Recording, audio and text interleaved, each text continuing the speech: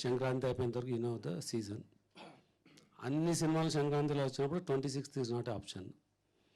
Then February 6th కూడా ఆలోచించినాం, అంటే move అవుదామా అని. February 7th నుంచి వరల్డ్ కప్ ఉంది.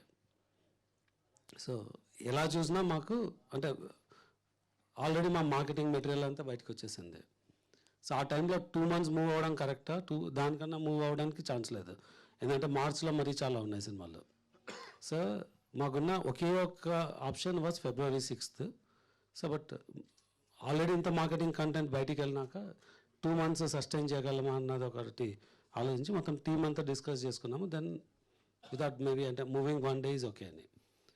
మీరు చెప్పిన యూఎస్ వచ్చి if I change the schedule నాకు స్క్రీన్స్ దొరకవు యూఎస్లో. ఇప్పుడు వన్స్ యూ లుక్ బ్యాక్ ఏం జరిగిందనేది చూసుకుంటే do you have any regrets? అసలు లేదండి, రిగ్రెట్ అవ్వడానికి ఏమిటంటే ఇప్పుడు 2 days ముందు ప్రీమియర్స్ చేసినాము, ఇక్కడ ఇండియాలో 1 day బిఫోర్ వేసినాము. So what are the premiers we have we're getting filled. అంటే మేము అనుకున్నది అంటే మాదో చిన్న సినిమా, బాలయ్య గారిది it's Akhanda 2 is very big movie, it will be very big. But ఇంకొక మూవీకి ఒక చిన్న మూవీకి ఒక స్పేస్ ఉందనే వచ్చినాము, అండ్ ఆ స్పేస్ ఉన్నట్టే కనిపిస్తుంది ఇంకా. సరే, అండ్ అఖండ ఈ ఏదైతే ఫైనాన్షియల్ లాస్ట్ ఇష్యూలో జరిగిందో మీరు ఒక స్టేట్మెంట్ రిలీజ్ చేశారు, రాజాసాబ్కి ఏం ప్రాబ్లమ్స్ లేవు ఎక్సెట్రా అని చెప్పి. అదే స్టేట్మెంట్లో యూ హ్యాడ్ ఆ పర్టికులర్ ఏదైతే కార్పొరేట్ ఉందో దాని మీద ఆ అఖండ ప్రొడ్యూసర్స్ కూడా రిలీజ్ చేయనంత స్ట్రాంగ్ వర్డెడ్ స్టేట్మెంట్ మీరు ఇచ్చారు.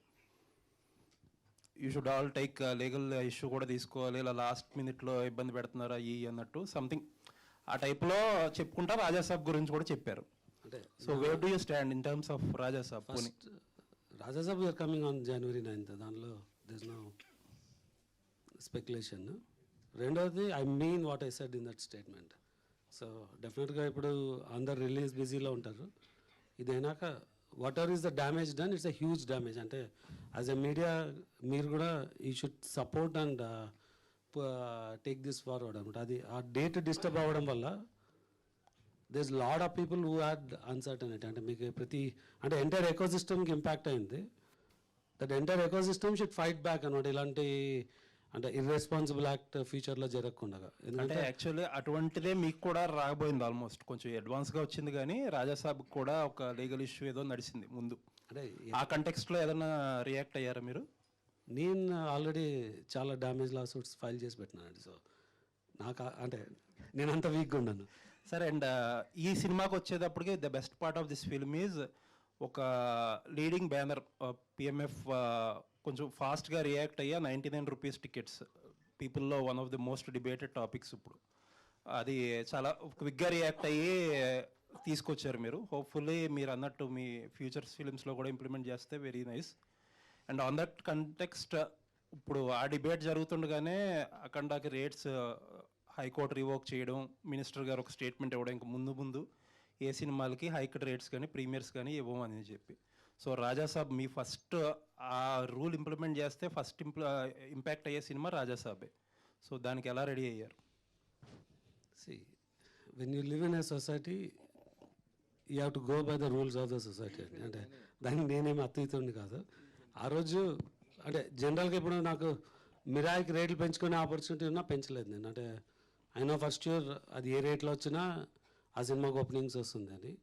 సో సినిమాని బట్టి ప్రైస్ ఉండాలి. అంటే ఇది ఈ సినిమాకి ఎందుకు ఈ రేట్ అంటే ఈ సినిమా లో బడ్జెట్లో చేసాం కాబట్టి ఈ రేట్ అఫోర్డ్ చేయగలదు. హై బడ్జెట్ ఉన్నప్పుడు హయ్యర్ రేట్స్ ఉండాలి. But at the same time నేను యూనిలాటరల్గా డిసైడ్ చేసేది కాదు. I'd go with the but రాజాసాబ్కి మీరు పెట్టిన ఇన్వెస్ట్మెంట్కి can you effort to not to have that hikes and premieres అంటే ఏం చెప్తారు? ఇన్వెస్ట్ పెట్టడం ఈజ్ మై చాయిస్ అండి. రేట్లు ఇవ్వడం అనేది ఇట్స్ గవర్నమెంట్ వాళ్ళ చాయిస్.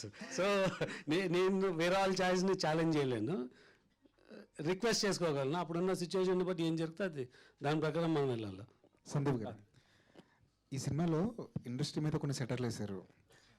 కొన్ని క్యారెక్టర్లు రిప్లికాలుగా కనిపించాయి, ముఖ్యంగా కొన్ని క్యారెక్టర్లు రిప్లికాలుగా కనిపించాయి. దాని మీద మీ ఒపీనియన్ ఏంటి? అసలు నాకు మళ్ళీ అది పెట్టుకోవాలనే ఉద్దేశం లేదు సార్. అవేవో జస్ట్ లైక్ ఏదైతే వెళ్తుందో